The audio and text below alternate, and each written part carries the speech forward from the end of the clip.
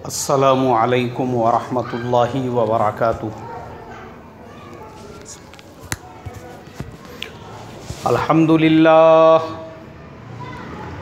अल्हम्दुलिल्लाहि नहमदुहु व नस्तईनुहु व नस्तगफिरुहु व नुमिनु बिही व नतवक्कलु अलैहि व नऊज़ु बिल्लाहि मिन शुरूरि अनफुसिना व मिन सय्यिआति अमालिना। मन यहदिहिल्लाहु फला मुदिल्ल लहु व मन युद्लिलहु फला हादिय लहु व नशहदु अल्ला इलाहा इल्लल्लाहु वहदहु ला शरीका लहु व नशहदु अन्ना सय्यिदना व सनदना व हबीबना व शफीअना व मौलाना मुहम्मदन अब्दुहु व रसूलुहु अल्लज़ी उर्सिला बिलहक़्क़ि बशीरन व नज़ीरा। अम्मा बअदु फ़क़द क़ाल अल्लाहु तबारक व तआला अऊज़ु बिल्लाहि मिनश शैतानिर रजीम बिस्मिल्लाहिर रहमानिर रहीम। इन्नल्लाह यअमुरुकुम बिल अदलि वल इहसानि व ईताइ ज़िल क़ुरबा व यन्हा अनिल फ़हशाइ वल मुनकरि वल बग़ि यइज़ुकुम लअल्लकुम तज़क्करून। सदक़ल्लाहुल अज़ीम। मोहतरम भाइयों, बुज़ुर्गों, दोस्तों, अल्लाह तबारक व तआला ने मुसलमानों को सबसे पहले तो अपने माँ बाप के साथ,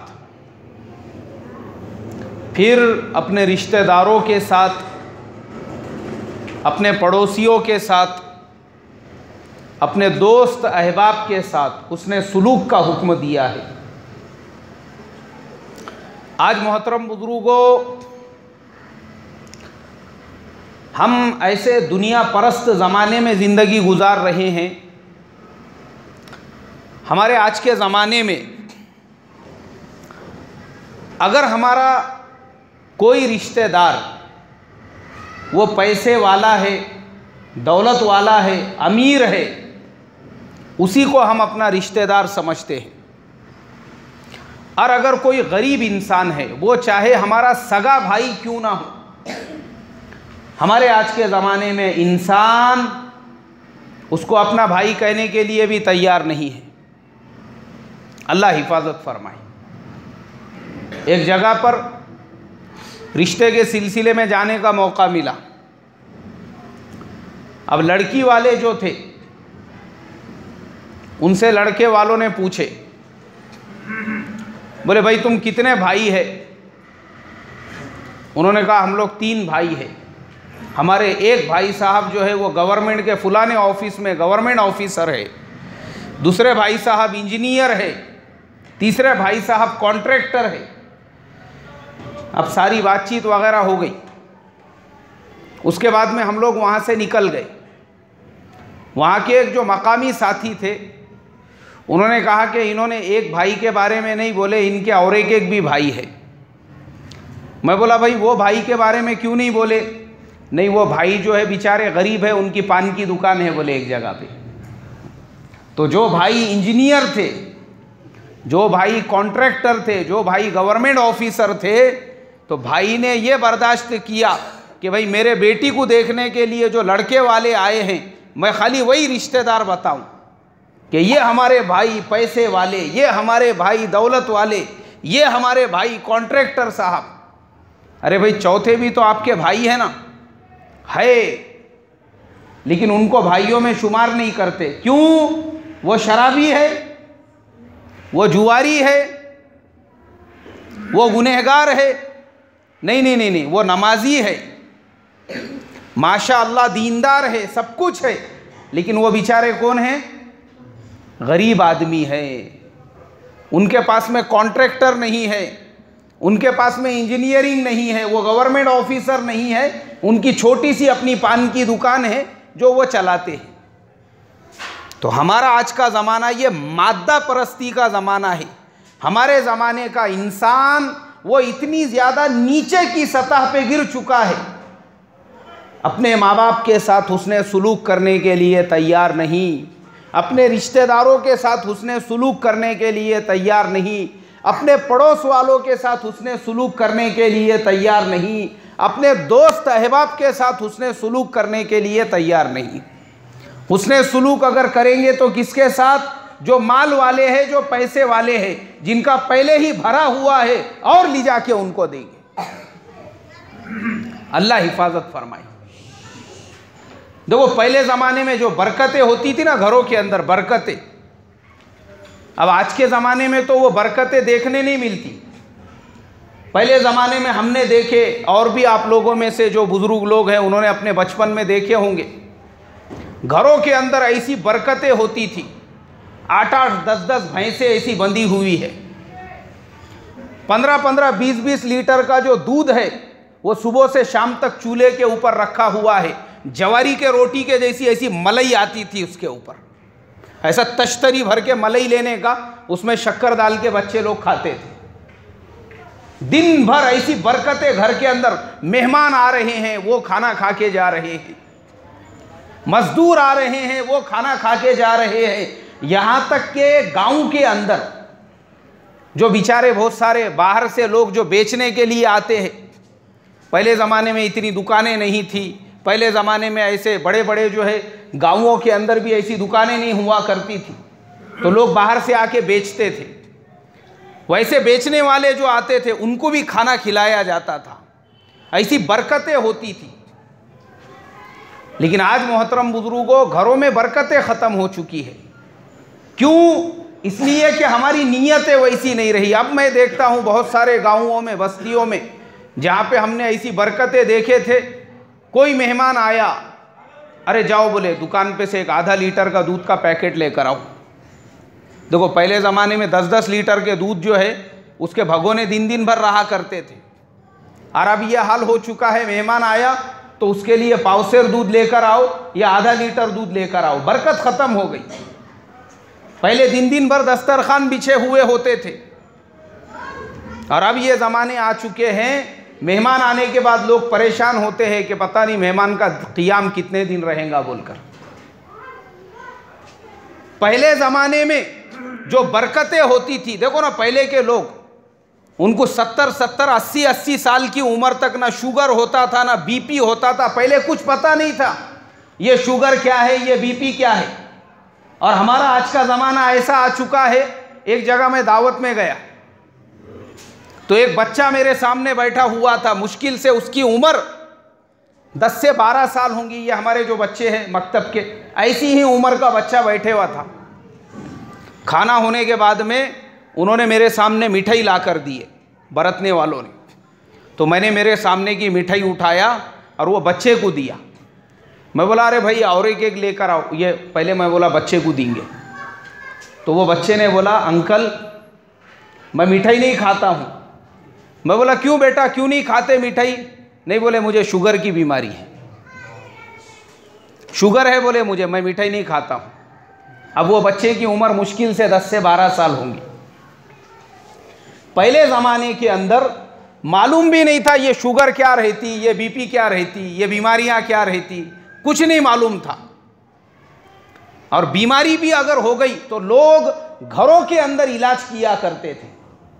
सर्दी ज़ुकाम हो गया तो उसको रात में सोते वक्त में हल्दी का दूध दे के पिला देते थे तो सुबह में टाइट हो जाता था वो। या गौरान मुर्गी के अंडे उबाल के दे देते थे, या गुड़ के साथ में फुटाने खिलाते थे तो ज़ुकाम 24 घंटे के अंदर पूरा पक जाता था। अब आज के ज़माने में ज़ुकाम आया तो मतलब 500 से 600 रुपये का ख़र्चा है। उसके आगे बुखार भी आ रहा और खांसी भी आ रही तो कम से कम 1000 से 1500 रुपये। और वही खांसी बुखार 3-4 दिन अगर अच्छा नहीं हुआ, उसके बाद में फिर बता नहीं सकते कि आपको एडमिट भी होना पड़ सकता है। तो ज़िंदगी में भी बरकतें नहीं रही। पहले क्यों ऐसी बरकतें थी? लोगों की नीयतें साफ होती थी और दिल भी साफ होते थे। पहले ज़माने में घर के अंदर अगर कुछ पकाए तो अड़ोस पड़ोस के घरों में बांटा जाता था। कोई भी इंसान कोई चीज़ घर में लाता था। अब आज के ज़माने में तो आदमी पावसेर लेकर आता है। क्या करने का? बोले हम जोरू मरद दो जनी छे, उनको पावसेर काफ़ी है। पहले इंसान बोलता था नहीं आधा किलो नहीं तो 1 किलो दो भाई, मच्छी है कुछ भी चीज़ है, कि अपने माँ बाप के घर पे भी थोड़ा थोड़ा कटोरा भर के भेजेंगे, पड़ोस वालों के घरों में भी कटोरा भर भर कर भेजेंगे, अपने गली वालों को भी देंगे, मोहल्ले वालों को भी देंगे। और पहले होता था ऐसा, रिश्तेदारों के घरों में कोई चीज़ अगर पक गई ना तो कम से कम अतराफ के 10 से 12 घरों में उसको बांटा जाता था, उसके बाद वो घर वाले खाते थे। हमारा आज का ज़माना ऐसा आ चुका है कि बाज़ नौजवान वो माँ बाप से भी छुपा के लेकर जाते हैं। अरे जेब में डाल, जेब में डाल। अब्बा की नज़र पड़ी तो पूछते वो क्या औरत के वास्ते लेके आया? बोले जेब में लेके जाने का, छुपा के। माँ बाप को खिलाने के लिए तैयार नहीं है हमारे ज़माने की औलादें। इसके लिए अल्लाह ताला ने ये बरकतों को ख़त्म कर दिया, इसके लिए ये बरकतें ख़त्म हो गई। आज तो पता भी नहीं चलता, पड़ोस वाला उसके घर में भी अगर कोई प्रोग्राम है तो बाजू के पड़ोसी को पता नहीं चलता कि क्या चल रहा है। इसी वजह से आज दिलों के अंदर से मोहब्बतें ख़त्म हो गई। आप देखो बॉम्बे जैसे शहर के अंदर एक सोसाइटी में एक बूढ़ी औरत, उसका एक लौता एक बेटा, वो अमेरिका में जॉब करता था, और वो जो बूढ़ी औरत थी जिस फ्लैट में रहती थी वो फ्लैट 10 से 12 करोड़ रुपये का। अब वो बेचारी बूढ़ी, बेटा अमेरिका में, बूढ़ी माँ अकेली यहाँ पर, वो माँ का इंतकाल हो गया। अब हमारे ज़माने में इतनी ज़्यादा खुदगर्जी, आज हमारे ज़माने में एक इंसान दूसरे इंसान से बात भी उस वक्त करता है जब उससे कोई गरज रहेंगी, जब उससे कोई काम रहेगा। बग़ैर गरज और बग़ैर काम के तो हम लोग आज के ज़माने में एक दूसरे की खैरियत भी पूछने के लिए तैयार नहीं है। अरे भाई आप कैसे है, क्या है? अड़ोस वाला पड़ोसी को, पड़ोसी सालों से एक दूसरे के अड़ोस पड़ोस में रह रहे, एक दूसरे के बारे में मालूम नहीं। ये आज हमारे ज़माने का हाल है। तो बेचारी बूढ़ी, उसका इंतकाल हो गया उस फ्लैट के अंदर, और खाली इंतकाल नहीं हुआ, वो जो बेड के ऊपर इंतकाल हो गया था, बुड्ढी वहीं पड़ी रही, उसकी लाश सड़ के, वो जो सड़ने के बाद की जो प्रोसेसिंग रहती वो भी ख़त्म हो गई। अब वो कंबल ओढ़ के जो है हड्डियों का ढांचा पड़ा हुआ है बिस्तर के ऊपर, गोश्त भी ख़त्म हो गया, चमड़ा भी ख़त्म। किसको मालूम नहीं है? ना अड़ोस पड़ोस वालों को मालूम है, और ना ही वो बेटा जो अमेरिका में रहता था, बूढ़ी माँ उसको 2-4 बार फ़ोन करके बोली, अरे बेटा तू या तो मुझे अमेरिका लेकर चले जा, नहीं तो तू यहाँ पे आ जा। एक ही बेटा। अच्छा वो बूढ़ी गरीब भी नहीं, उसके पास में और भी एक फ्लैट था, वो भी 10 करोड़ का, कम से कम 20 से 25 करोड़ की जो है प्रॉपर्टी की मालिक थी वो। इंतकाल हो गया उसका। बेटे ने कुछ अमेरिका को लेकर नहीं गया। अच्छा लेकर गया नहीं गया वो बात की बात। आज देखो खुदगर्जी देखो हमारे ज़माने में कि बेटे के पास अपने माँ बाप को फ़ोन करने के लिए टाइम नहीं, कि कम से कम हफ्ते में एक बार अपने माँ बाप को फ़ोन करे। आज हमारे ज़माने में मैं देखता हूँ बहुत सारे नौजवान हमारे बेकार के, बग़ैर किसी वजह के एक दूसरे को फ़ोन करेंगे, बातें करेंगे, खैर खैरियत पूछेंगे, लेकिन अपने माँ बाप को फ़ोन नहीं करेंगे, कभी अपने भाइयों को फ़ोन नहीं करेंगे, रिश्तेदारों को फ़ोन नहीं करेंगे। वो नौजवान अमेरिका में रहने वाला, उसको कभी ये ख्याल नहीं आया कि मैंने माँ को फ़ोन करके तो उसकी खैर खैरियत पूछना चाहिए। 1 महीना गुजर गया, 2 महीने गुजर गए, 6 महीने गुजर गए, 1 साल गुजर गया, 1.5 साल गुजर गया। 18 महीने के बाद बेटे को याद आया कि मैं कोई झाड़कू नहीं पैदा हुआ था, माँ के पेट से पैदा हुआ था बोल के। हाँ मेरी भी एक माँ है बोल के, नहीं तो उसको लग रहा था मैं कहाँ झाड़कू लटके हुआ था और वहीं से जो है मैं पैदा हुआ, क्या मालूम बोलकर। 1.5 साल के बाद उसको याद आया कि मेरी भी एक माँ है बोलकर, उसने वहाँ से माँ को फ़ोन लगाया। फ़ोन पे फ़ोन, फ़ोन पे फ़ोन, फ़ोन पे फ़ोन। माँ फ़ोन उठाने को तैयार नहीं। बेटे को ऐसा लगा शायद मेरी माँ मेरे से नाराज़ है, क्योंकि माँ ने 2-3 मरतबा बोली थी कि या तो तू मुझे अमेरिका लेकर चले जा या तू यहाँ पर आके मेरे साथ रहे, ज़िंदगी गुजार। लेकिन माँ फ़ोन नहीं उठा रही है। बेटे को लगा शायद मेरी माँ मेरे से नाराज़ है। उसके और महीना 1.5 महीने के बाद बेटे ने और 2-3 बार माँ को फ़ोन करा तो माँ ने फिर भी फ़ोन नहीं उठाई। तो बेटे के फिर दिल के अंदर ये ख्याल आया 1.5-2 साल के बाद में कि चलो इंडिया का एक सफ़र करते हैं। अब 1.25-2 साल के बाद वो बेटा अमेरिका से इंडिया आया और आने के बाद में उसने देखा कि माँ दरवाज़ा खोलने को भी तैयार नहीं है। उसने एरिया पुलिस वालों को फ़ोन किया। अब एरिया के पुलिस स्टेशन के लोग आए, प्रेस वाले आए, सारे लोग वहाँ पर आए। दरवाज़ा खोलने की कोशिश की गई। जब दरवाज़ा नहीं खुला फिर पुलिस वालों ने बोले कि अभी हमको दरवाज़ा तोड़ना पड़ता है। दरवाजे को तोड़ दिया गया। दरवाज़ा तोड़ने के बाद जब सबने अंदर का मंजर देखा, लोगों को अपनी आंखों पे भरोसा नहीं आया कि वो माँ जो थी अब काई की माँ बाकी रही। ना माँ है, ना माँ के बदन का गोश्त है, ना माँ के बदन पर चमड़ी है, हड्डियों का ढांचा है और उसके ऊपर कंबल ओढ़ा हुआ है। वो माँ का सब कुछ ख़त्म हो गया था। वो बेचारी को मर के तकरीबन 1.5 से 1.25-2 साल हो चुके थे। न पड़ोस वालों को खबर, न बेटे को पता। 1.25-2 साल के बाद में बेटे को माँ की याद आई और जब माँ के घर में जाकर देख रहे हैं तो माँ का इंतकाल होके 1.25-2 साल हो चुके। तो मोहतरम बुजुर्गों, इसीलिए कुरान पाक में मैंने जो अभी आपके सामने आयत तिलावत की, अल्लाह तबारक व तआला ने फरमाया कि अल्लाह तबारक व तआला तुमको हुक्म देता है अपने माँ बाप के साथ, अपने रिश्तेदारों के साथ, अपने दोस्त अहबाब के साथ, अपने पड़ोसियों के साथ हुस्ने सुलूक करने का। सबसे पहले माँ बाप का हक, उसके बाद अपने रिश्तेदारों का हक, फिर अपने दोस्तों का हक, अपने पड़ोस वालों का हक। ये हुकूक अल्लाह ताला ने कुरान पाक के अंदर बयान किए। और आज के ज़माने में मोहतरम बुजुर्गों, माँ बाप अपनी औलाद से जितना परेशान है उतना किसी से भी परेशान नहीं है। मेरे एक दोस्त, वो बेचारों को 2 ही बच्चे थे।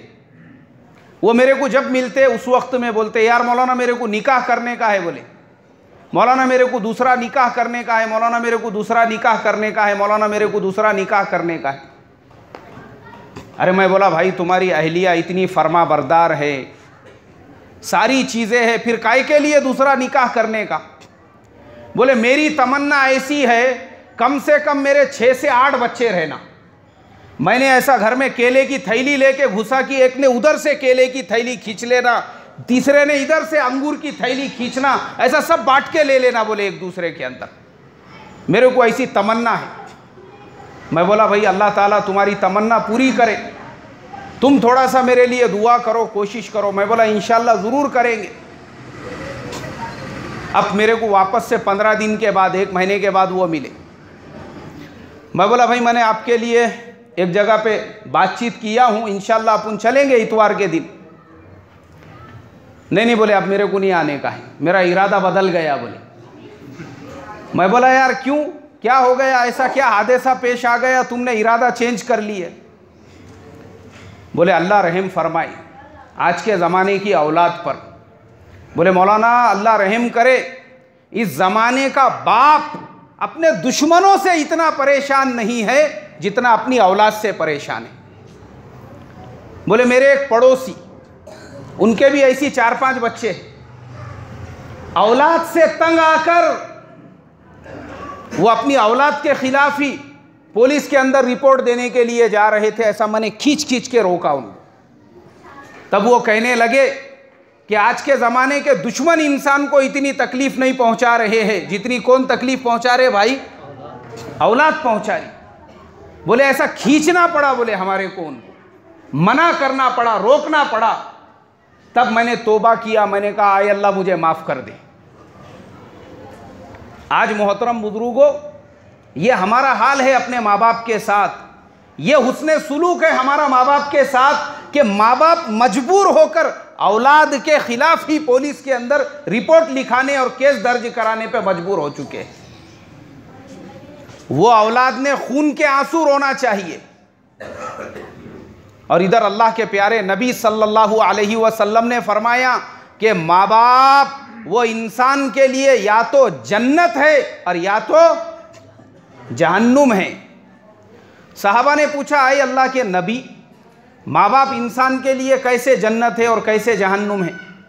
फरमाया, जिससे उसके माँ बाप राजी, उससे अल्लाह तबारक व ताला भी उससे राजी। अब जब अल्लाह राजी है तो जन्नत उसके कदमों में आ गई, और जिससे उसके माँ बाप नाराज, अल्लाह तबारक व ताला भी उससे नाराज। फिर एक हदीस में अल्लाह के प्यारे नबी सल्लल्लाहु अलैहि वसल्लम ने फरमाया, ऐ मेरे सहाबा, अपने माँ बाप को मोहब्बत की नज़रों से देखना, शफ़क़त की नज़रों से देखना, प्यार भरी नज़रों से देखना। जो आदमी अपने माँ बाप को शफ़क़त की नज़रों से देखता है, मोहब्बत की नज़रों से देखता है, अल्लाह तबारक व ताला हर नज़र के बदले में उसको एक मकबूल हज और उम्रे का सवाब अता फरमाते हैं। कितनी नज़रों के बदले में भाई? हर एक नज़र के बदले में। तो एक सहाबी ने पूछा, उन्होंने कहा, ऐ अल्लाह के नबी, अगर कोई आदमी अपने माँ बाप को दिन में से 100 मरतबा प्यार की, मोहब्बत की, शफ़क़त की नज़र से देखे, अल्लाह के नबी सल्लल्लाहु अलैहि वसल्लम ने फरमाया, अगर कोई अपने माँ बाप को दिन में से 100 मरतबा भी प्यार, मोहब्बत और शफ़क़त की नज़र से देखेगा, अल्लाह उसको 100 मकबूल हज और उम्रों का सवाब अता फरमाएंगे। अल्लाह के यहाँ कमी है क्या भाई?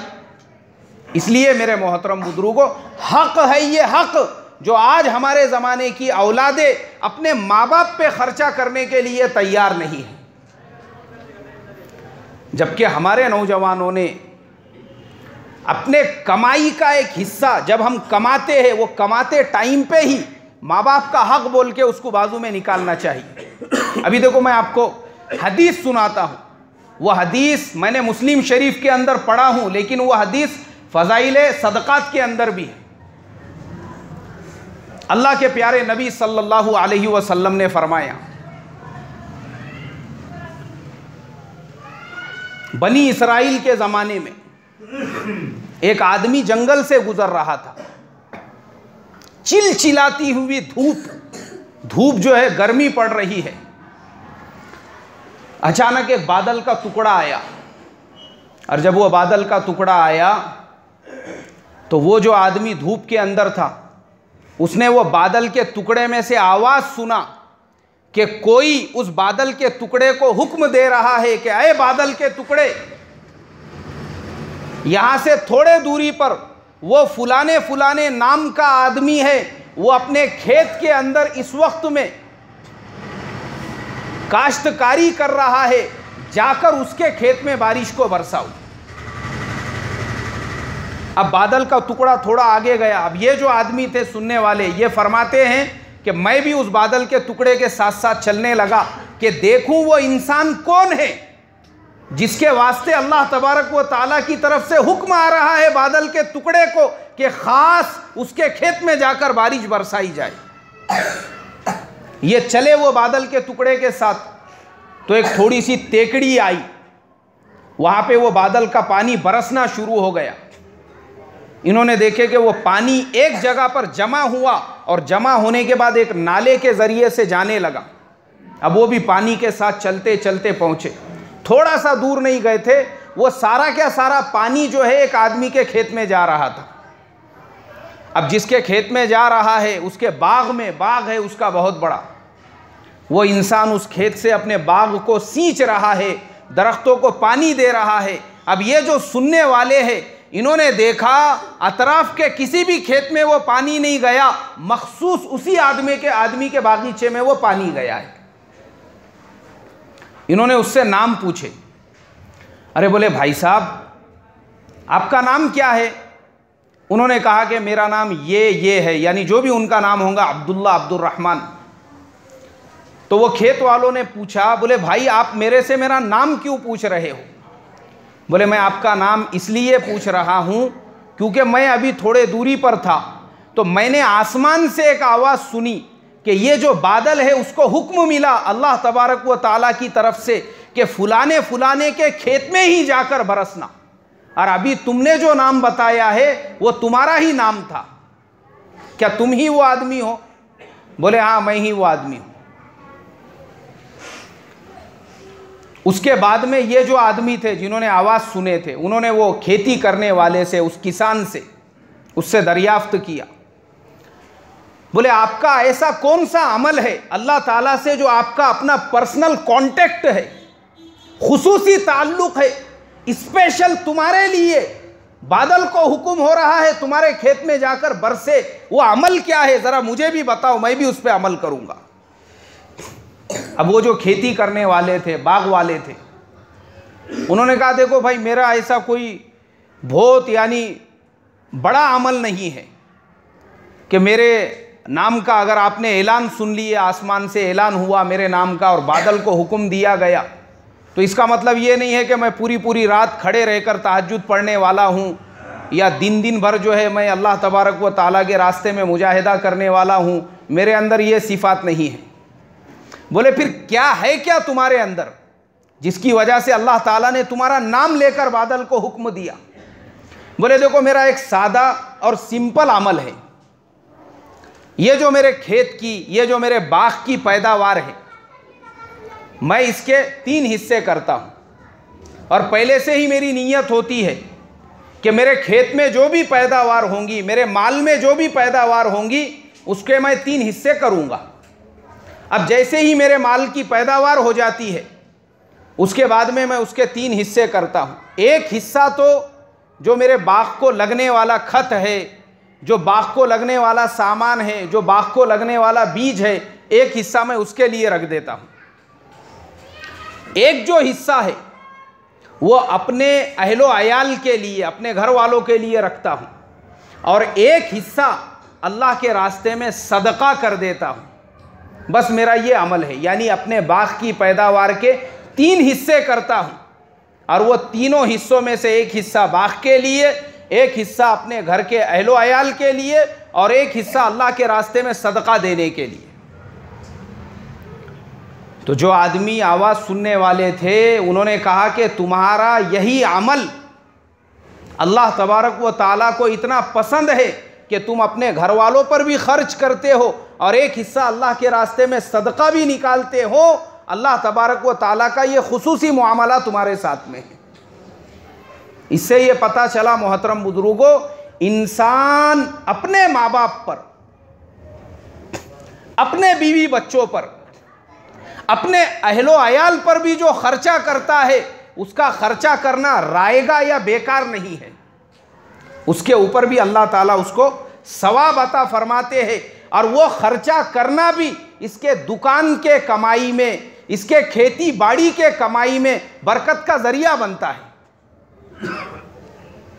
और ख़ुद कुरान पाक में अल्लाह तबारक व ताला ने फरमाया कि जो इंसान भी अल्लाह के रास्ते में खर्च करता है, अल्लाह उसको उसी की तरफ लौटाते हैं। मतलब आपने जो भी सदका किया, आपने जो भी खर्च किया, आपका खर्च किया हुआ वापस अल्लाह की तरफ से बरकतों के साथ में आपको दिया जाता है। और एक हदीस में फरमाया कि तुमको तुम्हारे घर के ज़ईफ़ों की बरकत से रोज़ी दी जाती है। आज सोचो, ज़ईफ़ से मुराद कौन है? बाज़ औक़ात ऐसा होता है हमारे घरों में हमारे दादा दादी होते हैं, हमारे नाना नानी होते हैं, बूढ़े हो जाते हैं उम्र में। बाज़ औक़ात उनकी उम्र होती है 80 साल, 100 साल, बाज़ औक़ात उससे भी बड़ी उम्र के होते हैं। हमारे माँ बाप अब वो बेचारे कुछ काम वगैरह नहीं कर सकते। अब हमारी कमाई हो रही है, दुकान में बरकतें आ रही है, खेती बाड़ी में बरकत आ रही है, तो हमारे जहन में क्या होता है, हमारे माइंड में क्या होता है? नहीं नहीं, ये तो मेरे अक्लमंदी की वजह से हो रहा है। नहीं, ये जितनी भी कमाई में बरकत आ रही है ये तो सब मेरी मेहनत का नतीजा है। ये गलत फहमी है हमारी। अरे रोज़ी में बरकत जो आ रही है, दुकान में जो बरकत आ रही है, खेती बाड़ी में, कारोबार में जो बरकत आ रही है, तुझे उसका एहसास भी नहीं। तेरे घर में जो माँ बाप बैठे हुए हैं, अल्लाह उनकी बरकत से तेरे कारोबार में बरकत दे रहा है। हदीस है अल्लाह के नबी की कि तुमको रोज़ी दी जाती है तुम्हारे ज़ईफ़ों की बरकत से। यानी ज़ईफ़ से मुराद कौन है? माँ बाप है, दादा दादी, नाना नानी। घर में बहुत सारे ऐसे बुजुर्ग लोग होते हैं और आज हमारे ज़माने में हम उनको बोझ समझते हैं। इसलिए मोहतरम बुजुर्गों, जो आदमी जो माल अपनी औलाद पे खर्च करता है, अपने बीवी बाल बच्चों पर खर्च करता है, अपने माँ बाप पर खर्च करता है, उसका खर्चा करना रायगा नहीं है। फिर एक रिवायत है, अल्लाह के नबी सल्लल्लाहु अलैहि वसल्लम ने फरमाया, इंसान का हर वो लुक़मा जो वो उसकी औलाद को या उसके माँ बाप को या उसकी बीवी बाल बच्चों को खिलाता है, वो भी उसके लिए सदका बन जाता है। ये अल्लाह ताला का मुआमला है। इसके लिए देखो, वो इंसान जो था जिसके लिए अल्लाह ताला ने स्पेशल एक बादल को भेजा बरसने के लिए, हम सोच सकते हैं एक बादल जो उस इंसान के लिए आया, इस वजह से आया क्योंकि वो अपने माल का एक हिस्सा अपने अहलो अयाल के लिए और एक हिस्सा अल्लाह के रास्ते में सदका देने के लिए निकालता था। हमारा भी ये काम है, हमारी भी ये जिम्मेदारी है। हमारे रिश्तेदारों में अल्लाह ताला ने हमको अगर ज़रिया बनाया है, हमारी कमाई अच्छी है, अल्लाह ने हमारे कमाई में बरकत दिया है, अब हमारा एक आधा भाई है, कमज़ोर है, उसकी कमाई बराबर नहीं है, हम उसको सपोर्ट करने का काम करें। ये हमारे लिए वापस हमारी तरफ लौटाए जाने का ज़रिया बनेगा। बहुत सारे औकात ऐसा होता है, बहुत सारे लोगों के घरों के अंदर उनकी एक आधी बहन वो बेवा हो जाती है या उसकी तलाक हो जाती है या उसका कोई सहारा नहीं होता है। उसके बारे में भी उलमा ने लिखा है कि वो भी उन ज़ईफ़ों की कैटेगरी के अंदर आएगी। उस पर भी खर्च करने पर अल्लाह ताला आपको नवाजेंगे। रिश्तेदारों के साथ, हाँ, भाई भाई के भी एक दूसरे पर हुकूक है।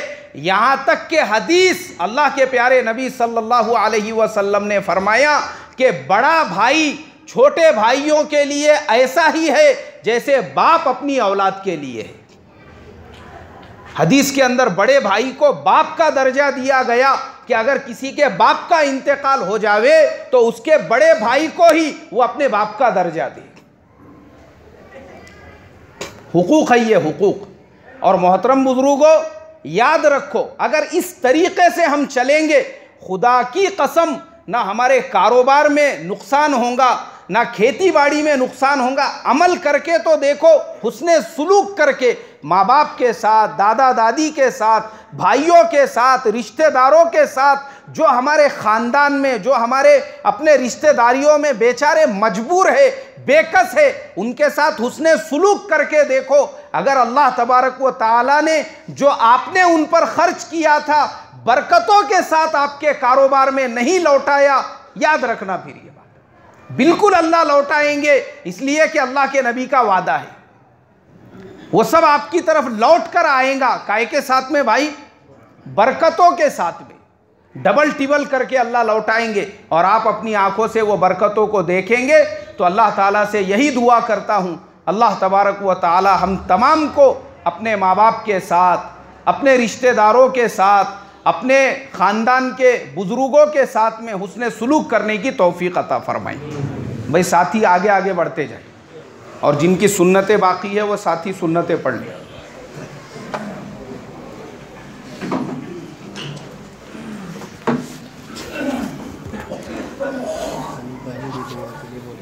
अच्छा, ठीक है।